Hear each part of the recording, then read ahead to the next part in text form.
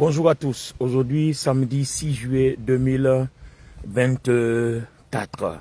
Alors, c'est notre matinale du sport. Waouh! Je rends gloire au Seigneur. Aujourd'hui, ma performance a été de 5 km et demi. En tout cas, de course. Dont presque 2 km et demi de côte. Waouh! C'était formidable. Notre sujet aujourd'hui, le rôle de nos pensées dans l'opération de la foi. Le rôle de nos pensées. Proverbe, le chapitre 23, le verset 7. Bon, essayez de lire plusieurs versions, parce que si vous lisez seulement une seule version, ça risque de vous donner une autre façon d'interpréter le verset. Il dit, tel il est, tel il a pensé, tel il est. Donc, il est comme les pensées de son âme. Lisez par exemple Darby, lisez aussi Louis II, il vous dira, il est comme les pensées de son âme. Quand je compare Proverbe 23, 7 à Proverbe 4, 23, il dit, veille sur tes pensées et tes affections, car veille sur tes pensées et à ce que tu ressens, car tes pensées et tes affections modèlent ta vie. Donc vous voyez que quand j'ajoute, je fais le mixage de ces deux versets, vous voyez que l'homme est à l'image de ce qu'il pense. Si tu penses que tu es mauvais, alors spirituellement, tu déclenches un processus pour que ta nature physique soit mauvaise et tout ce qui t'arrive soit mauvaise. Et ça, c'est un processus que nous avons oublié dans l'opération et dans la manifestation de la foi. C'est un processus que nous avons carrément ignoré, nos pensées. Vous voyez que le monde de nos pensées est le monde spirituel. Le monde de nos pensées est le monde spirituel. Tel il est comme il pense. Il est comme ses pensées. Veille sur tes pensées. Veille sur ce que tu ressens, car tes pensées et tes affections modifient ta vie. Vous voyez? Alors, nous avons vu la dernière fois que quand nous avons vu ce que nous avons reçu, 2 Rois, le chapitre 2, à partir du verset 9, quand il y a eu la discussion entre Élie et Élisée, Élisée qui a demandé la double portion de l'onction qui était sur son maître, et Élie a dit à Élisée, si tu m'as vu pendant que Dieu m'enlève, c'est que tu as reçu. Vous voyez, mais là, quand on dit si tu m'as vu, on ne parle pas des yeux physiques. Ben oui, parce que quelque chose que je vois de mes yeux physiques, je n'ai plus besoin de le posséder par la foi. Donc, on parle donc de nos pensées. Est-ce que spirituellement, j'ai vu la chose? Est-ce que spirituellement, je possède la chose? Voici le problème. On a vu dans Nombre, le chapitre 21, à partir du verset 6, quand les serpents brûlants piquaient les enfants d'Israël qui mouraient, et Dieu a dit à Moïse, quand les enfants d'Israël se sont repentis, Dieu a dit à Moïse, fais-toi un serpent et mets-le sur une perche. Quiconque aura été piqué, qui regardera, conservera la vie. Et Jean, le chapitre 3, le verset 14, dit, comme Moïse éleva le serpent des reins dans le désert, afin que quiconque fut piqué par un de ces serpents ne meure pas, mais ait la vie, il faut de même que le Fils de l'homme soit élevé, afin que quiconque croit en lui ne périsse pas, mais ait la vie. Donc on voit que croire, c'est voir. Voir, c'est croire. Mais voir quoi? Et la dernière fois, on a vu par exemple dans Ésaïe, le chapitre 52 à partir du verset 13, on a vu dans Ésaïe 50 à partir du verset 6, ce que nous devons voir. Parce que notre foi repose sur Jésus-Christ. On a vu comment Jésus-Christ a été crucifié à la croix. Quand nous lisons même tout Ésaïe 53, on voit comment il a été maltraité. On voit comment il est devenu à la croix. Il était défiguré. Tout son aspect ne ressemblait plus à un fils de l'homme. À partir du moment où nous avons cette conception-là dans notre pensée, que les blessures de Jésus, c'est parce qu'il a pris nos péchés, que son sang qui a coulé, c'est une alliance qui nous justifie, c'est la preuve d'une alliance qui nous justifie, qui nous libère de tout péché et de toute condamnation.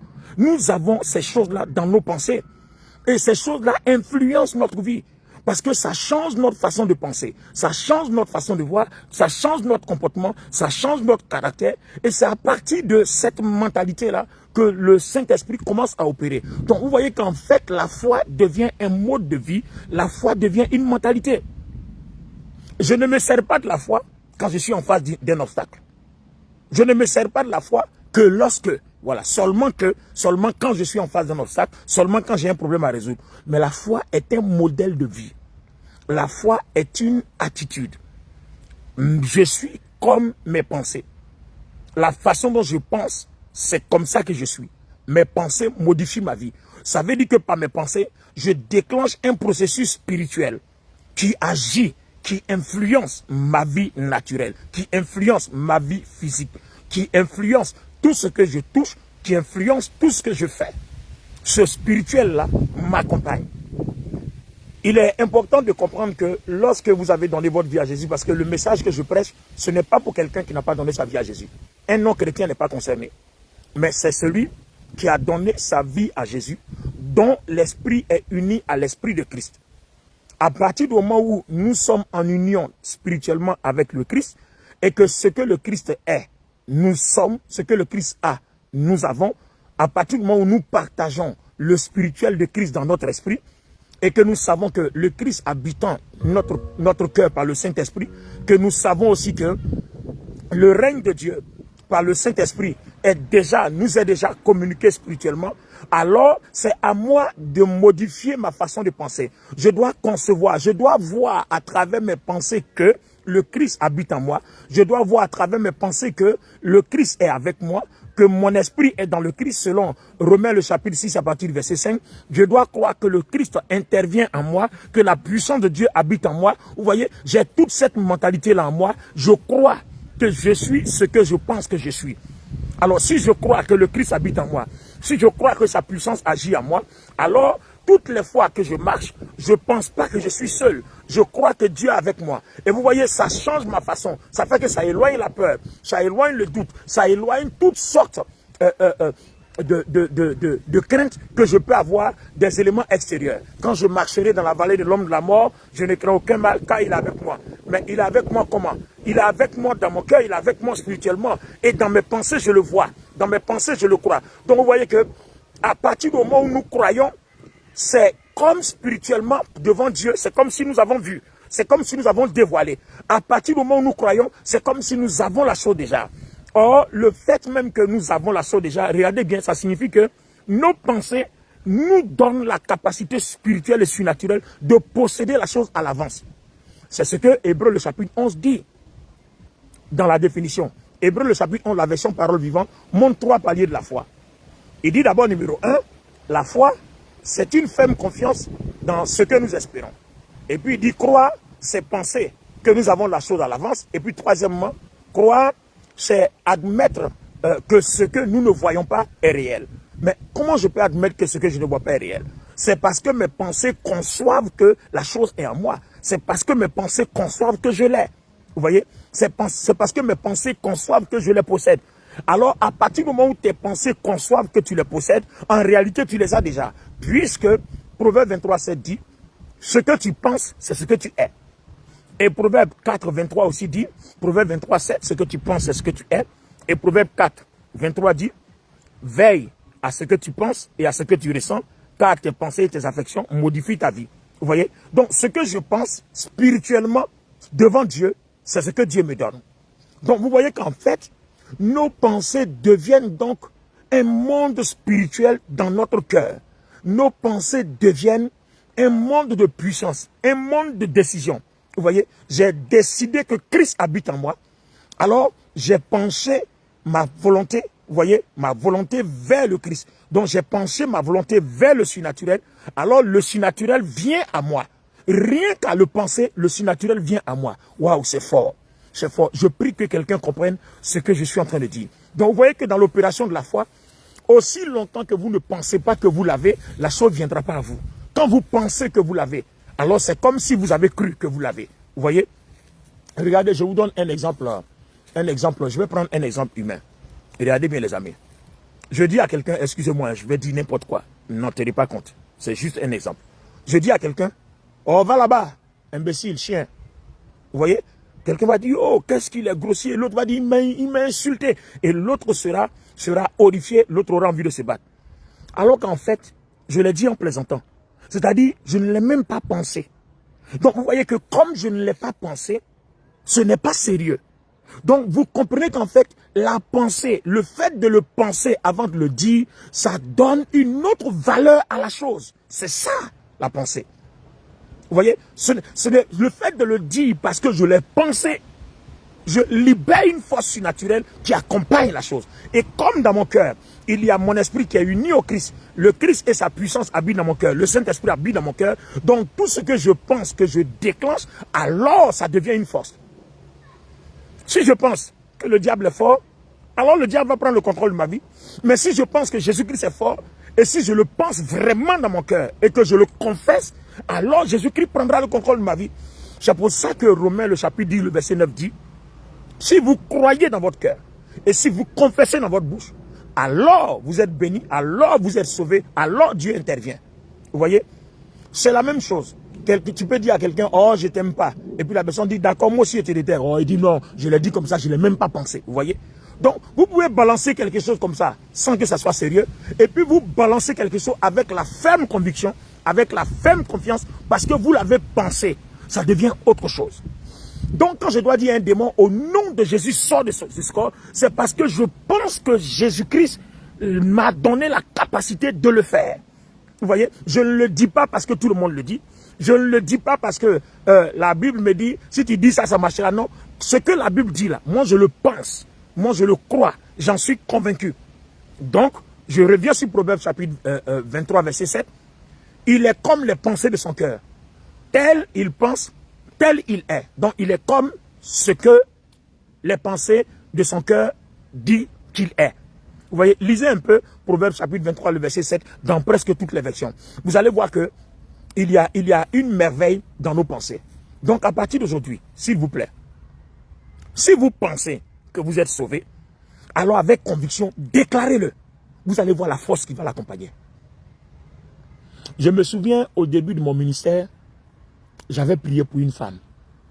Je priais pour elle pour une délivrance. Et puis, j'étais en train de prier pour elle. Au départ, je priais doucement, doucement. Et puis, je me suis rendu compte que je devais pousser une commande, commander pour que tel esprit sorte. Et là, je vous assure, si vous me demandez de reproduire, je ne peux pas. Mais j'ai été animé d'une certaine force, puis il a commandé, bah! Mais une puissance l'a projeté. Et puis, moi-même, de façon volontaire, j'ai voulu recommencer. Quand j'ai crié encore pas, ça n'a pas marché.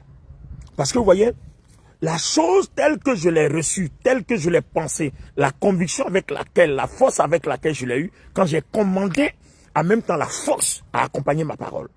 Vous voyez? Voici un autre témoignage. Je me souviens, je ne sais plus dans quelle année, j'étais à la Bibliothèque nationale. En ce moment précis, j'ai commencé l'église Foursquare. À la Bibliothèque nationale, on n'était pas encore dans l'esplanade, on était dans la petite salle, parce qu'il y a l'auditorium en bas là, et puis il y a la petite salle avant qu'on vienne dans le hall. J'étais dans la petite salle. On faisait un culte, et puis un jour, il y a un paralytique qui est venu. Le paralytique est assis au premier rang. Ce jour-là, je prêchais sur la foi. Je vous assure, les amis, je ne m'adressais pas à lui.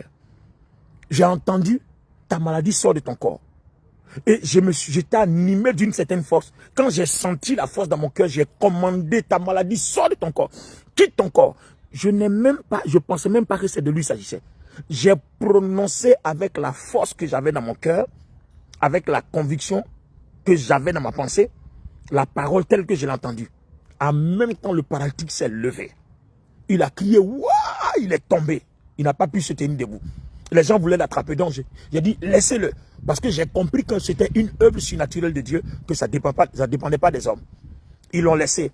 Il s'est levé. Et cette fois-ci, il a commencé à marcher. Il ne marchait pas correctement, mais il marchait sans les béquilles. Le dimanche qui a suivi, il est venu un peu correctement, sans les béquilles. Et le deuxième dimanche, il a retrouvé totalement l'usage de ses jambes. Vous voyez? Donc, aujourd'hui, dans notre sujet, le rôle de nos pensées dans l'opération, dans la manifestation de la foi, c'est celui-ci. Faisons attention. Parce que Proverbe 23, 7 dit, nos pensées font de nous ce que nous déposons. Nous y déposons nos pensées. Donc, fais attention à ce que tu ressens.